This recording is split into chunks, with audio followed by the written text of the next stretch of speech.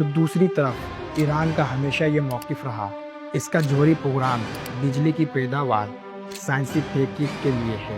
امریکہ اور کئی مغربی ممالکوں کو یہ خدشہ تھا کہ ایران کچھ ہی سالوں میں جوہری ہتھیاروں کی صلاحیت پیدا کر سکتا ہے۔ 2015 میں ایک اہم جوہری معاہدہ ہوا، لیکن بعد کے کچھ سالوں میں امریکہ اس سے الگ ہو گیا اور پابندیاں دوبارہ ایران پر سخت ہو گئی، اور اس کے بعد خطے میں کشیدگی مزید بڑھتی رہی۔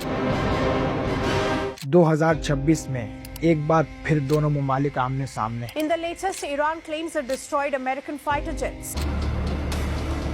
حالیہ امریکی کارروائیوں اور جوابی بیانات میں عالمی خدشات کو اور بڑھا دیا ہے۔ اب دنیا صرف یہ نہیں دیکھ رہی کہ اگلا حملہ کہاں ہوگا، بلکہ یہ بھی دیکھ رہی ہے کہ کیا یہ سفارت کاری اس بحران کو روک سکتی ہے یا پھر یہ تنازع مزید بڑھتا جائے گا۔ دوستو،